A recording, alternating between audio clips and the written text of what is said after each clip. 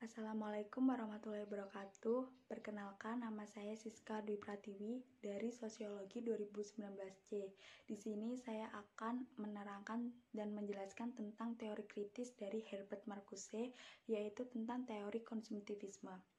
Herbert Marcuse lahir di Berlin, Jerman pada tanggal 19 Juli 1898.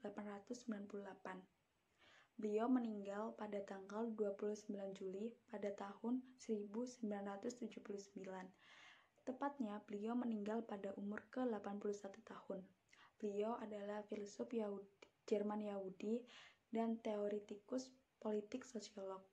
Beliau anggota Frankfurt School dan beliau adalah seorang filsuf pada abad ke-20. Aliran mazhab Frankfurt teori kritis. Di sini saya akan menjelaskan tentang perilaku konsumtivisme. Perilaku konsumtivisme adalah perilaku berkonsumsi yang sangat boros atau secara berlebihan dan mendahulukan keinginan daripada kebutuhan. Padahal keinginan pun juga tidak terlalu penting dan tidak ada di skala prioritas. Konsumtif juga bisa diartikan sebagai gaya hidup yang mewah-mewah atau hedonisme. Konsumtivisme pada masa sekarang telah menjadi ideologi baru bagi kita. Ideologi tersebut secara aktif memberi makna tentang hidup melalui mengkonsumsi material. Bahkan ideologi tersebut mendasari rasionalitas masyarakat sekarang. Imbasnya segala sesuatu yang dilakukan dan diukur atau dipikirkan diperhitungkan secara material. Nah, ideologi tersebut yang membuat orang tiada henti dan tiada lelah untuk selalu bekerja keras dan mengumpulkan modal demi melakukan konsumsi, seperti membeli kebutuhan hidup sehari-hari, membeli sebuah keinginan yang diinginkan, atau membeli sebuah tren di masa sekarang. Tetapi perilaku konsumtif juga harus dikontrol agar tidak dilakukan secara berlebihan, karena kalau dilakukan secara berlebihan juga akan membawa dampak yang sangat buruk bagi kehidupan kita. Di sini Marcuse mengkritik perilaku konsumtivisme. Di sini Marcuse sangat tidak setuju dengan adanya perilaku konsumtivisme. Beliau mengatakan bahwa konsumtivisme tampil dengan tampang yang sangat halus guna memikat masyarakat untuk mengarahkan ke masyarakat satu dimensi. Pada perspektif teori kritis sekolah Frankfurt, khususnya teori kritis Herbert Marcuse tentang masyarakat satu dimensi, berupaya memahami dan menjelaskan mengapa konsumtivisme sebagai perilaku yang tiada henti dan berlangsung sampai sekarang.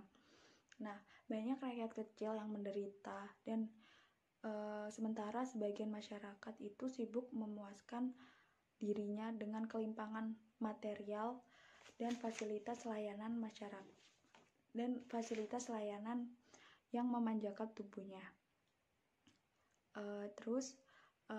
Masyarakat satu dimensi menurut Herbert Marcuse adalah masyarakat pasif atau reseptif, tidak kritis dan menolak adanya perubahan.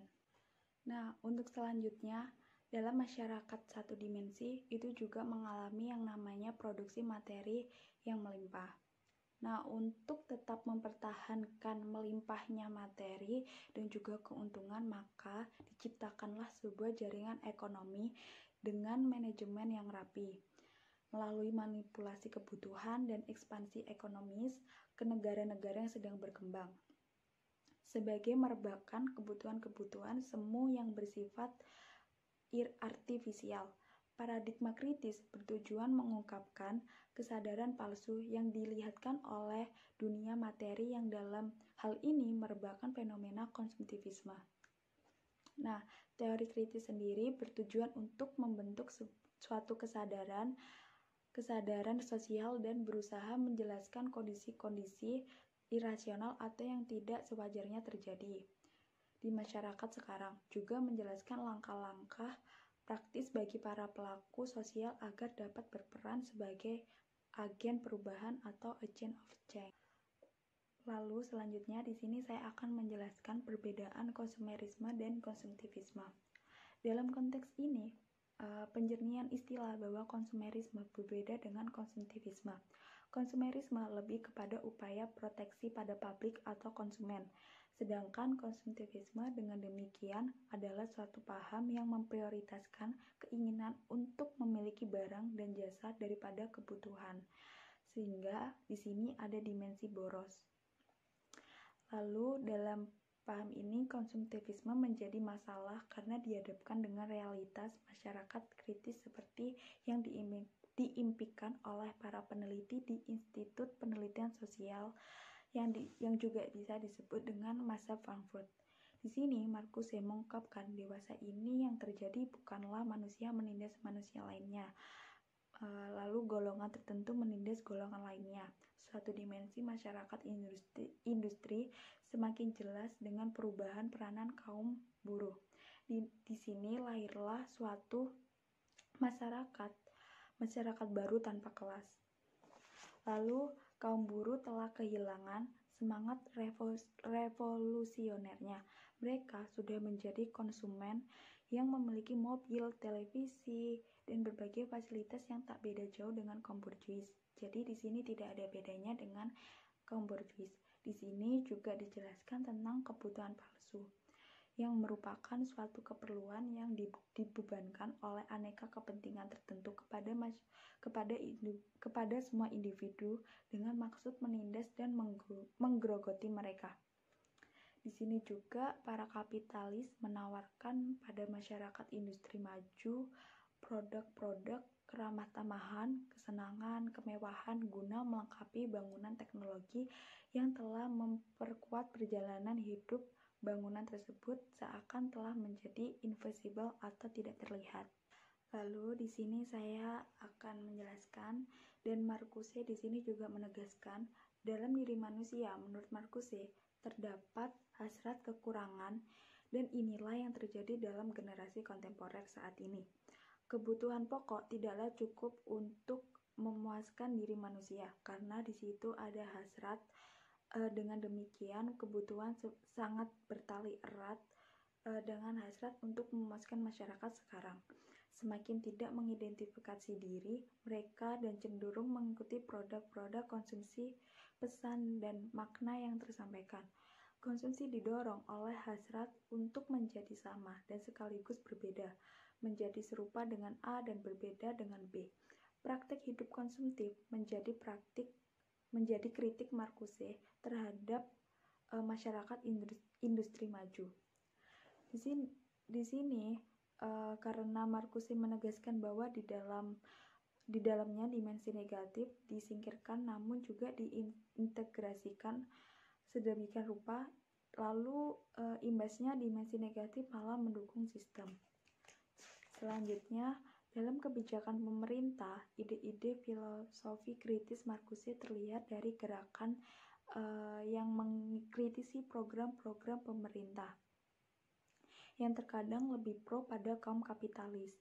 Pendiri pabrik-pabrik dari kaum borjuis luar negeri begitu mudah untuk mendapatkan izin. Lalu ada program mobil murah dan gampangnya akses impor merupakan kebijakan pro pasar bebas yang dalam praksisnya lalu belum mampu menyentuh kesejahteraan rakyat.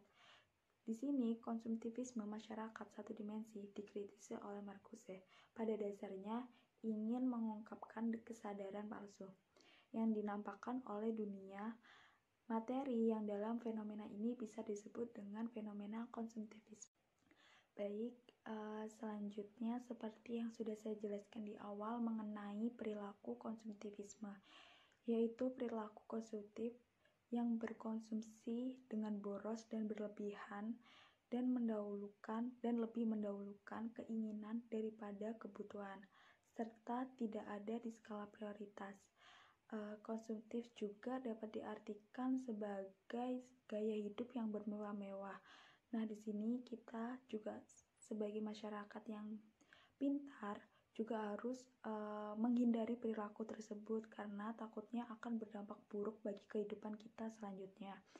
Di sini banyak sekali hal-hal yang bisa kita lakukan untuk tidak berperilaku boros, seperti menghemat atau dengan cara menabung atau ikut berinvestasi. Itu merupakan salah satu solusi yang bisa menjadi solutif bagi perilaku konstruktivisme. Sekian penjelasan dari saya. Terima kasih. Wassalamualaikum warahmatullahi wabarakatuh.